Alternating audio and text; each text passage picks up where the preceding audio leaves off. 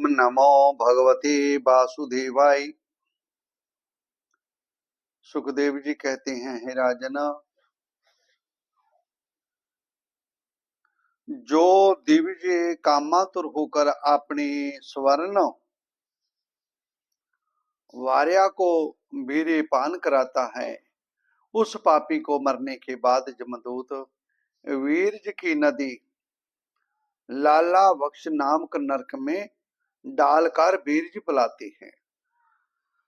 जो कोई चोर अथवा राजा या राजपुरुष इस लोक में किसी के घर में आग लगा देते हैं, किसी को विष दे देते हैं, गांवों या व्यापारियों की टोलियों को लूट लेते हैं, उन्हें मरने के पश्चात सार में आदन नामक नरक में वज्र की सी दाढ़ों वाले 720 जमदूत कुत्ते बनकर बड़े वेग से काटने लगते हैं।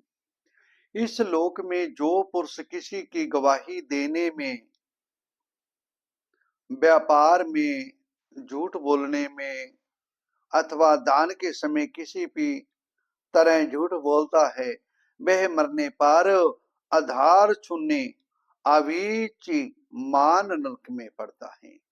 वहां उसे 100 जोजन ऊंचे पहाड़ के शिखर से नीचे को सिर करके गिराया जाता है। उस नरक की पत्थर की भूमि जल के समान जान पड़ती है, इसलिए इसका नाम अवीचमान है। वहां गिराए जाने से उसके शरीर के टुकड़े टुकड़े हो जाने पर भी प्राण नहीं निकलती। तड़पता है, अपने परिवार, अपने पुत्र, अपनी पत्नी, अपने परिवार का ध्यान करके रोता है, प्राण नहीं निकलते। कहता है, जिस परिवार के लिए मैं झूठ बोलता रहा, जिस प्रकार के परिवार के लिए मैं बेईमानी करता रहा, दूसरे को सलता रहा, दूसरे का धन दबाता रहा, किसी स्त्री या किसी पुरुष का दिल दुखाता रहा, गौ गरीब की रक्षा नहीं की, अब मुझे इतना कष्ट भोगना पड़ता है। जो ब्राह्मण या ब्राह्मणी अथवा व्रत में स्थित और कोई भी प्रमाद वश मदपान करता है, जो क्षत्रिय या वैसे सोमपान करता है, उन्हें जमदूत नाप नामक के नरक में ले जाते हैं। उनकी छाती पर पैर रखकर उनके मुंह में आग से गलाया हुआ लोहा डालते हैं। जो पुरुष इस लोक में निम्न श्रेणी का होकर भी अपने को बड़ा मानने के कारण जन्म, ताप, विद्या, आचार, वर्ण या आश्रम में अपने से बड़ों का विशेष सत्कार नहीं करता, वह जीता हुआ भी मरने के समान है। उसे मरने पर शार करदम नाम के नरक में नीचे को सिर करके गिराया जाता है और वहां उसे अन्य पीड़ाएं भोगनी पड़ती है। जो पुरुष इस लोक में नरक आदि के द्वारा भैरव, यक्ष, राक्ष आदि का जजन करते हैं, जो स्त्रियां पशुओं के समान पर पुरुषों के संग रहती है, पुरुषों को खा जाती है, उन्हें बेपशुओं की तरह मारे हुए पुरुष जमलोक में राक्षस होकर तरह तरह की यातनाएं देते हैं। और रक्षोगण भोजन नाम के नरक में कसाईयों के समान कुल्हाड़ी से काट काट कर उसका लहू पीते हैं। जिस प्रकार वे मांस भोजी पुरुष इस लोक में उनका मांस भक्षण करके आनंदित होते हैं, जीव हिंसा करते हैं, मांस मिट्टी खाते हैं, उसी प्रकार वे भी उसका रक्तपान करते हैं, आनंदित होकर नाचते गाते हैं।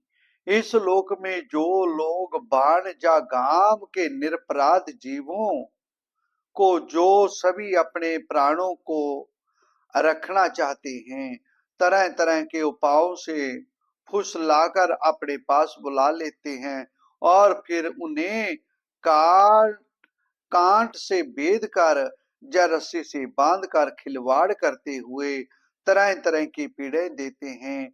उन्हें भी मरने के पश्चात यम यातनाओं के समय सूल प्रोत नामक नरक में सूलों से बेधा जाता है।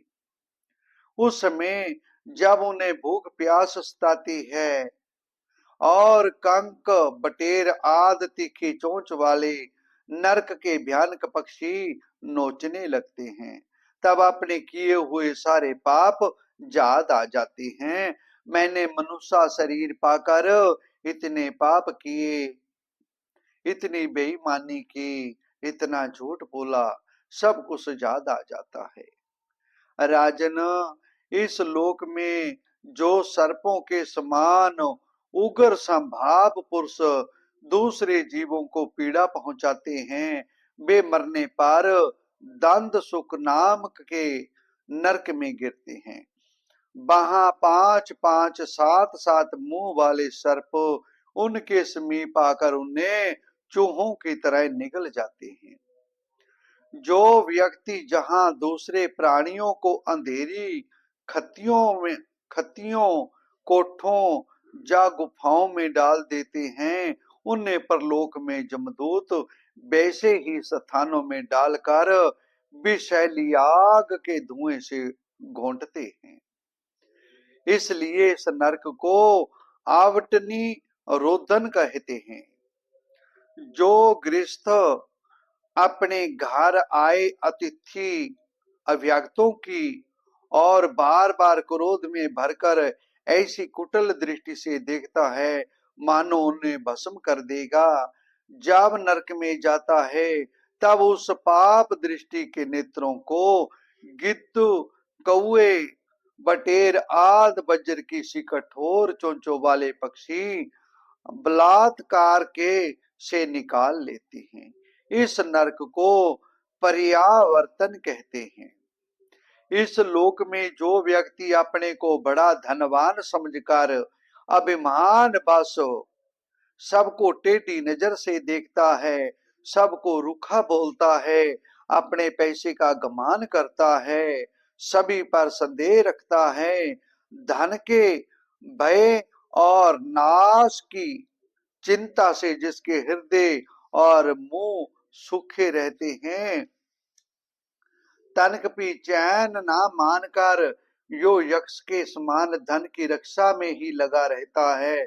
दूसरों का धन दबाना, दूसरे की जमीन दबाना तथा पैसा दबाना और तरह तरह के पाप करता रहता है।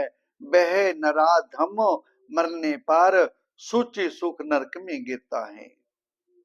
वहां उस अर्ध पिशाच पापात्मा के सारे अंगों को जमराज के दूत दर्जियों के समान सुई धागे से सीते हैं। राजन, जमलोक में इसी प्रकार के सैकड़ों हजारों नरक हैं।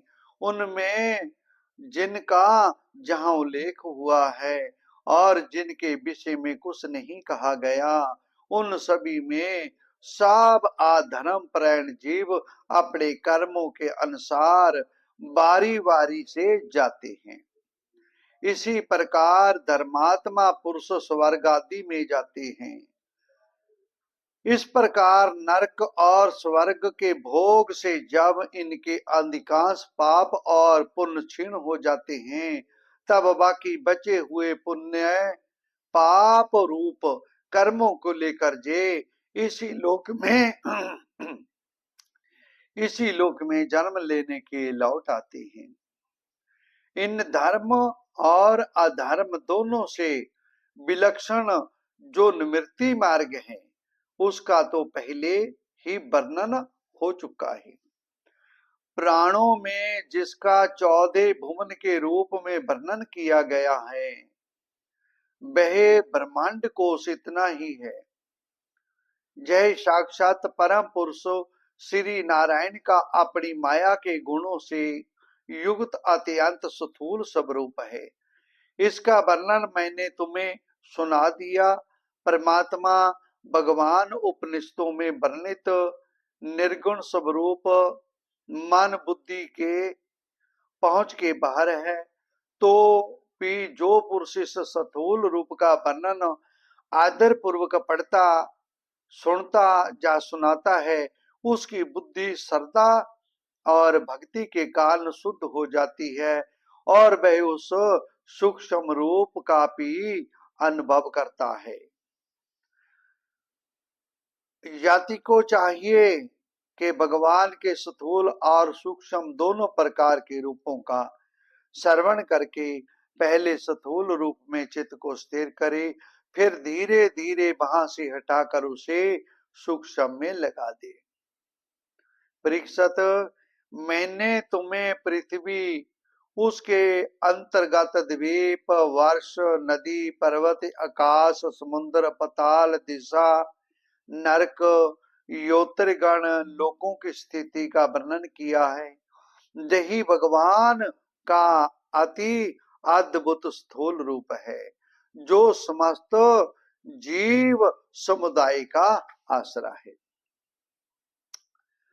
राजा परीक्षित ने कहा, भगवान, आप पहले निवर्ती मार्ग का वर्णन कर चुके हैं तथा यह बतला चुके हैं कि उनके द्वारा अर्चिरादि मार्ग से जीव कर्मश ब्रह्मलोक में पहुंचता है, फिर ब्रह्मा के साथ मुक्त हो जाता है।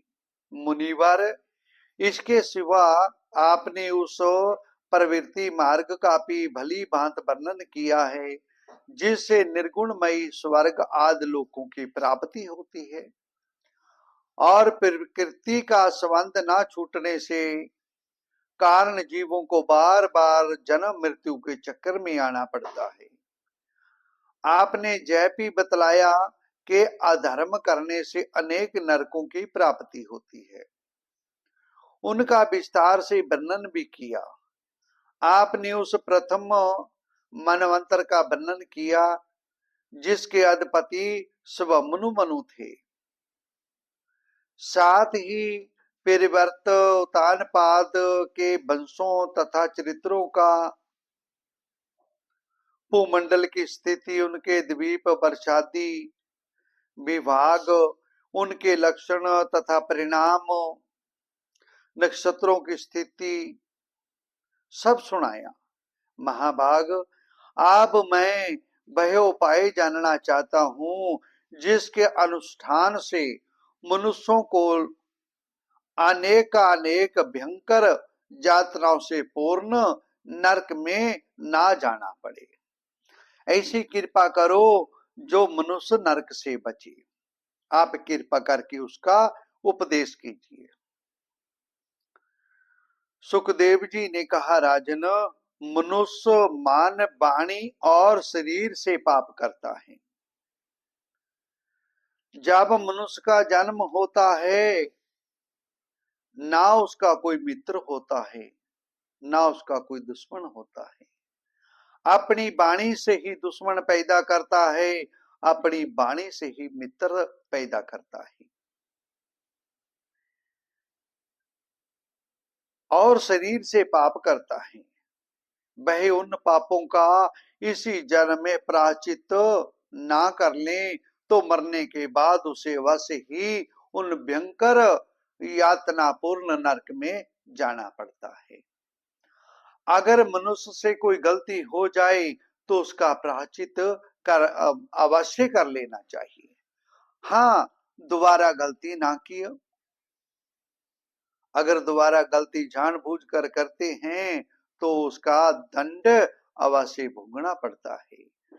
इसलिए बड़ी सावधानी और सजगता के साथ रोग एवं मृत्यु के पहले ही शीघ्र से शीघ्र पापों की क्रूरता और लघुता पर विचार करके उनका प्रायश्चित कर डालना चाहिए और भगवान से विनती करनी चाहिए, हे भगवान, मनुष्य शरीर पाकर मैंने बहुत बड़े पाप किए, झूठ बोला, अपनी जीवन लीला पापों में गमा दी और हमारा कल्याण हो। हे प्रभु, हमें सद्बुद्धि दें, हमने हमें अपने चरणों की भक्ति दान दें। ये सब कुछ बोलकर प्रायश्चित करना चाहिए। राजा परीक्षित ने पूछा, भगवान, मनुष्य राज दंड, समाज दंड, लौकिक और शास्त्रोक्त नरक गमन आदि परलौकिक कष्टों से यह जानकर भी के पाप उसका शत्रु है, पाप वासनाओं से विवश होकर बार बार वैसे ही कर्मों में प्रवृत्त हो जाता है, ऐसी अवस्था में उसके पापों का प्रायश्चित कैसे संभव है? मनुष्य कभी तो प्रायश्चित आदि के द्वारा पापों से छुटकारा पा लेता है, कभी फिर उन्हें ही करने लगता है। ऐसी स्थिति में मैं समझता हूं कि जैसे स्नान करने के बाद धूल डाल लेने के कारण हाथी का स्नान व्यर्थ हो जाता है, वैसे ही मनुष्य का प्रायश्चित करना भी व्यर्थ ही है। सुखदेव जी ने कहा, राजन, कर्म के द्वारा ही कर्म का निर्वीज नाश नहीं होता, क्योंकि कर्म का अधिकारी अज्ञानी है। अज्ञान रहते पाप वासनाएं सर्वथा नहीं मिट सकती, इसलिए सच्चा प्रायश्चित तो तत्व ज्ञान है। जो पुरुष केवल सुपथ्य का ही सेवन करता है, उसे रोग अपने बस में नहीं कर सकते। वैसे ही राजा परीक्षित, जो पुरुष नियमों का पालन करता है, वह धीरे धीरे पाप वासनाओं से मुक्त हो कल्याण पद प्राप्त करने में समर्थ होता है। जैसे बांसों के जुर्मुट में लगी आग बांसों को जला डालती है, वैसे ही धर्मज्ञ और श्रद्धावान धीर पुरुष तपस्या, ब्रह्मचर्य, इंद्रिया दमन, मन की स्थिरता, दान, सत्य, बाहर भीतर की पवित्रता तथा यम एवं नियम, इन 9 साधनों से मन, वाणी और शरीर द्वारा किए गए बड़े से बड़े पापों को भी नष्ट कर देते हैं। भगवान की शरण में रहने वाले भक्त जन जो बिरले ही होते हैं, केवल भक्ति के द्वारा अपने सारे पापों को उसी प्रकार भस्म कर देते हैं जैसे सूरज कोहरे को। राजा परीक्षित, पापी पुरुष की जैसी शुद्धि भगवान को आत्म समर्पण करने से और उनके भक्तों का सेवन करने से होती है, वैसी तपस्या आदि के द्वारा नहीं होती। मनुष्य को चाहिए अच्छे पुरुषों की संगत करे, भगवान का भजन करे, अपने दशानहों की कीर्त करे। जगत में यह भक्ति का पंथी सर्वे श्रेष्ठ, भागवत प्रायण साधु जन चलते हैं। महात्मा कहते हैं, राजा परीक्षित, जैसे शराब से भरे घड़ों को नदियां पवित्र नहीं कर सकती, वैसे ही बड़े बड़े प्रायश्चित बार बार किए जाने पर भी भागवत मुख मनुष्य को पवित्र करने में असमर्थ है। जिन्होंने अपने भागवत गुणानुरागी मान मदर को भगवान श्री कृष्ण के चरणारविंद मकरंद का एक बार पान करा दिया, उन्होंने सारे प्रायश्चित कर लिए। वे सपन में भी जमराज और उनके पासधारी दूतों को नहीं देखते, फिर नरक की तो बात ही क्या है। जो भगवान की शरण में रहता है, ऋषि मुनियों की सेवा करता है, अपने गृहस्थ आश्रम में मस्त और ब्रह्मचारी रहता है, वह पुरुष नरक में नहीं गिरता। परीक्षित, इस विषय में महात्मा लोग एक प्राचीन इतिहास कहा करते हैं। मैं आपको सुनाता हूं, सुनो। उसमें भगवान विष्णु और जमराज के दूतों का संवाद है। तुम मुझसे उसे सुनो। कान्य कुंज नगर कन्नौज में एक दासीपति ब्राह्मण रहता था। उसका नाम था अजामल, जिसे गुरु ग्रंथ साहिब में भी लिखा गया है अजामल पापी।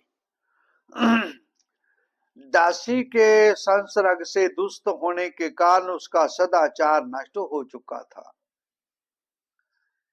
वह पति कभी बटोहियों को बांध कर उन्हें लूट लेता, कभी लोगों को जुए में साल लेता, किसी का धन धोखाधड़ी से हर लेता और किसी का धन लिया हुआ मुकर जाता।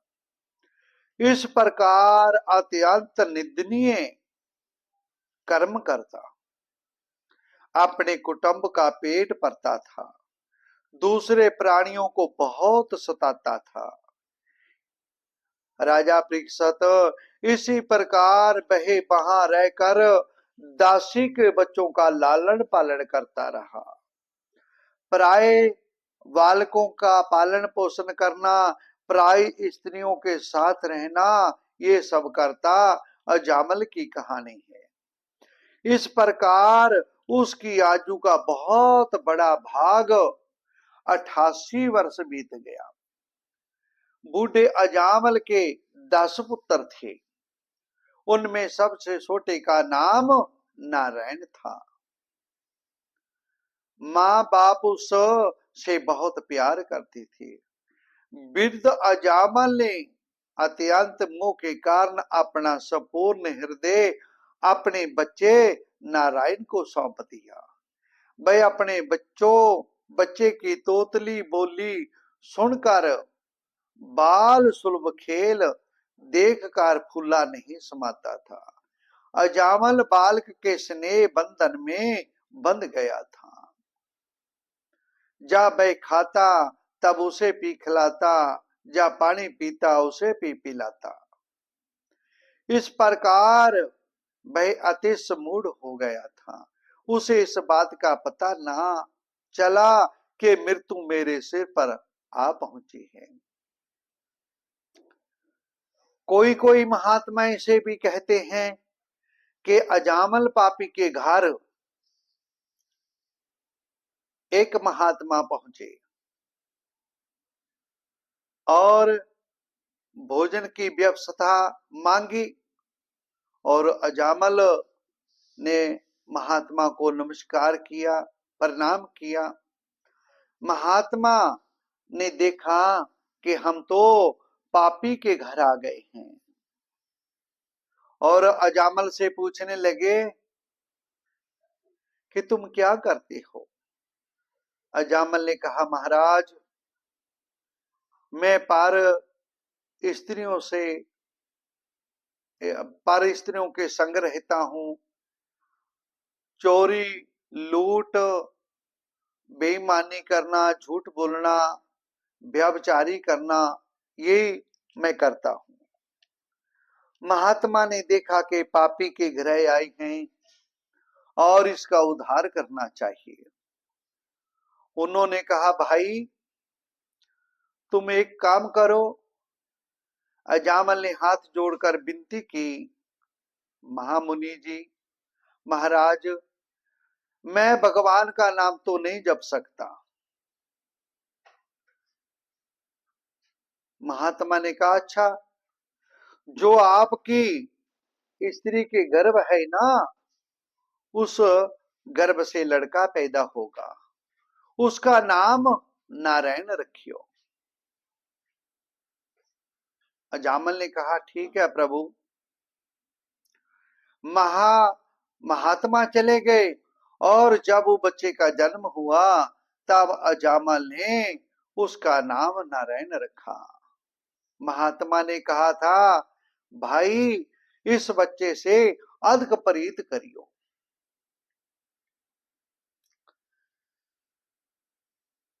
वह मूर्ख इसी प्रकार अपना जीवन बिता रहा था।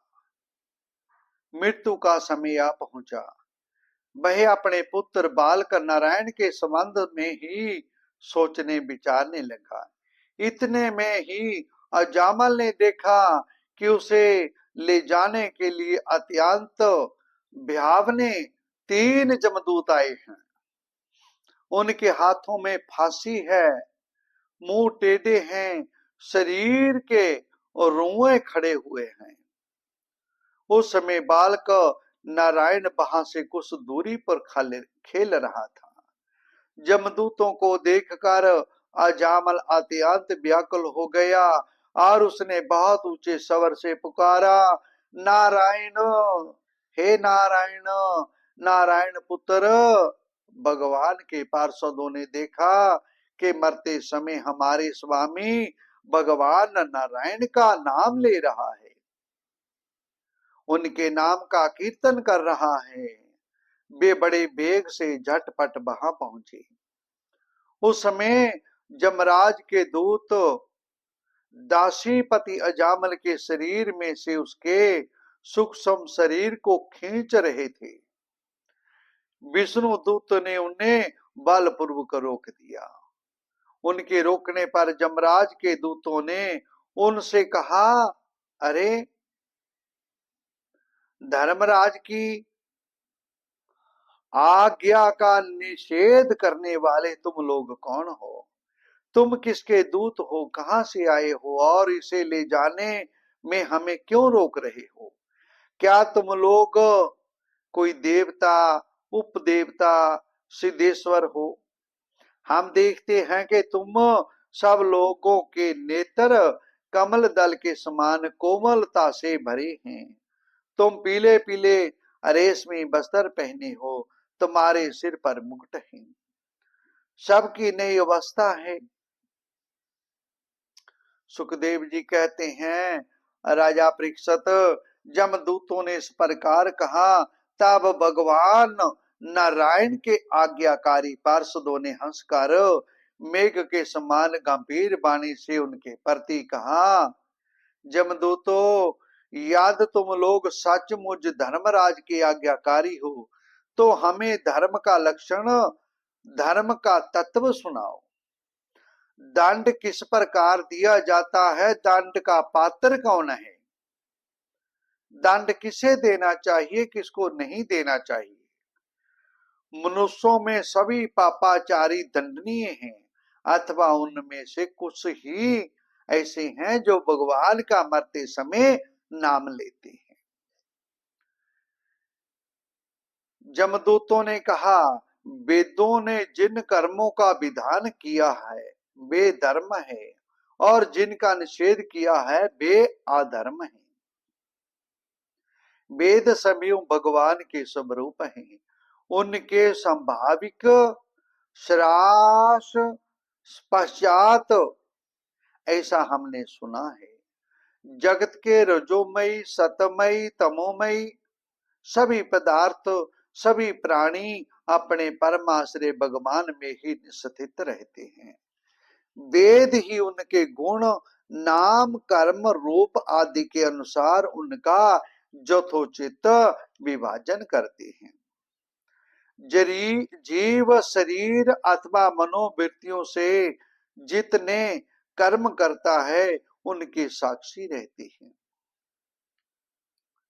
सूर्य, अग्नि, आकाश, वायु, इंद्रियां, चंद्रमा, संध्या, रात, दिन, दिशाएं, जल, वायु, पृथ्वी, काल और धर्म, ये सब मनुष्य के गवाह हैं। इनके द्वारा अधर्म का पता चल जाता है, तब दंड के पात्र का निर्णय होता है। पाप करने वाले सभी मनुष्य अपने अपने कर्मों के अनुसार दंडनीय होते हैं। निष्पाप पुरुषों, जो प्राणी कर्म करते हैं उनका गुणों से संबंध रहता है। इसलिए सभी से कुछ पाप और कुछ पुण्य होते हैं, और देवान होकर कोई भी पुरुष कर्म किए बिना रह नहीं सकता। इस लोक में जो मनुष्य जिस प्रकार का जितना अधर्म या धर्म करता है, वह परलोक में उसका उतना ही वैसा फल भोगता है। देव श्रोमणियों, सत्व, रज्जु और तम, इन तीन गुणों के भेद के कारण इस लोक में भी तीन प्रकार के प्राणी देख पड़ते हैं। पुण्यात्मा, पापात्मा और पुण्य पाप दोनों से युक्त, सुखी दुखी दोनों से युक्त।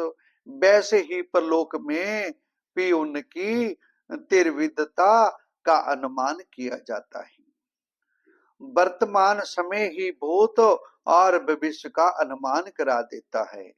वैसे ही वर्तमान जन्म के पाप पुण्य भी भूत और भविष्य जन्मों के पाप पुण्य का अनुमान करा देती है। हमारे स्वामी अजन्मा भगवान सर्वज्ञ जमराज सबके अंतःकरणों में ही विराजमान है। इसलिए वे अपने मन से ही सबके पूर्व रूपों को देख लेते हैं। वे साथ ही उनके भावी स्वरूप का भी विचार कर लेते हैं। जैसे सोआ हुआ अज्ञानी पुरुष सपन के समय प्रतीत हो रहे कलिपत शरीर को अपना वास्तविक शरीर समझता है, सोए हुए जागने वाले शरीर को भूल जाता है। वैसे ही जीव भी अपने पूर्व जन्मों को याद कर भूल जाता है।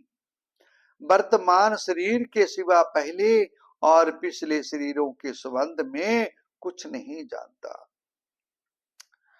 सिद्ध पुरुषों, इस शरीर में 5 कर्मेंद्रियों से लेना देना, चलना फिरना, काम करना है। 5 ज्ञानेंद्रियों से रूप रस 5 विषयों का अनुभव करता है। 16वें मन के साथ 17वां सभी मिलकर अकेले ही मन, ज्ञानेंद्रियां और कर्मेंद्रियां इन तीनों के विषयों को भोगता है। जीव का जय 16 कला और सत्वादी 3 गुणों वाला लिंग शरीर अनादि है। जीवों को बार बार हर्ष, शोक, भय और पीड़ा देने वाले जन्म मृत्यु के चक्कर में डालता है। जो जीव अज्ञान वश काम, क्रोध, लोभ, मोह, मद, मत्सर इन 6 शत्रुओं पर विजय प्राप्त नहीं कर लेता, उसे इच्छा न रहते हुए भी वह भिन्न वासनाओं के अनुसार अनेकों कर्म करने पड़ते हैं। वैसी स्थिति में वह रेशम के कीड़े के समान अपने को कर्म के जाल में जकड़ लेता है और इस प्रकार अपने हाथों मोह का शिकार बन जाता है। कोई शरीरधारी जीव बिना कर्म किए कभी एक क्षण भी नहीं रह सकता। प्रत्येक प्राणी के स्वाभाविक गुण बलपूर्वक विवश करके उससे कर्म कराते हैं। जीव अपने पूर्व जन्मों के पाप पुण्यमयी संस्कारों के अनुसार स्थूल और सूक्ष्म शरीर प्राप्त करता है।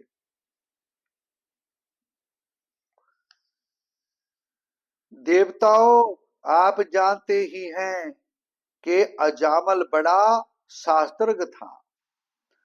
शील, सदाचार, सद्गुणों का तो खजाना ही था। ब्रह्मचारी, विनयी, जितेंद्रिय, सत्पुरुष, मंत्रवेता, पवित्र भी था। इसने गुरु, अग्निथिति, वृद्ध पुरुषों की सेवा की थी। अहंकार तो इसमें था ही नहीं। जय समस्त प्राणियों का हित चाहता, उपकार करता, आवश्यकता के अनुसार ही बोलता, किसी के गुणों में दोष नहीं ढूंढता था। एक दिन यह ब्राह्मण अपने पिता के आदेश अनुसार वन में गया और वहां से फल फूल स्मिता कुछ लेकर घर के लिए लौटा। लौटते समय इसने देखा कि एक भ्रष्ट शूद्र, जो बहुत कामी और निर्जल था, शराब पीकर किसी वेश्या के साथ विहार कर रहा था। वेश्या भी शराब पीकर मतवाली हो रही है। नशे के कारण उसकी आंखें नाच रही है। आदर अर्धनग्न अवस्था में हो रही है। शूद्र उस वेश्या के साथ कभी गाता, कभी हंसता और कभी तरह तरह की चेष्टाएं करके उसे प्रसन्न करता। निष्पाप पुरुषो शूद्र की भुजाओं में अंगरा गादी कामोदीपक वस्तुएं लगी हुई थी और वे उनसे उस कुलटता आलिंगन कर रहा था। अजामल उन्हें इस अवस्था में देखकर सहसा मौत और काम की बस हो गया। अजामल ने अपने धैर्य और ज्ञान के अनुसार अपने काम वेग से विचलित मन को रोकने की बहुत चेष्टाएं की, परंतु पूरी शक्ति लगा देने पर भी वह अपने मन को रोकने में असमर्थ रहा। उस वेश्या को निमित्त बनाकर काम पिशाच ने अजामल के मन को ग्रस लिया। उनकी सदाचार शास्त्र संबंधी चेतना नष्ट हो गई। जब मन ही मानुषी वेश्या का चिंतन करने लगा और अपने धर्म से बेमुख हो गया। अजामल सुंदर सुंदर वस्त्र, आभूषण आदि वस्तुएं जिनसे वह प्रसन्न होती ले आता। जहां तक कि इसने अपने पिता की सारी संपत्ति देकर भी उसी कुटिलता को रिझाया। ब्राह्मण उसी प्रकार की चेष्टा करता जिससे वह वेश्या प्रसन्न हो। जह कुबुद्धि नया से अन्यास से, जैसे भी जहां कहीं भी धन मिलता वहीं से उठा लाता। इस पापी ने शास्त्र ज्ञा उल्लंघन करके स्वच्छंद आचरण किया है, सत्पुरुषों के द्वारा निंदित है। इसने बहुत दिनों तक वेश्या के मल समान अपवित्र अन्न से अपना जीवन व्यतीत किया है। सुखदेव जी कहते हैं, परीक्षित, भगवान के नीतन पुण्य धर्म का मर्म जानने वाले पार्षदों ने जमदूतों का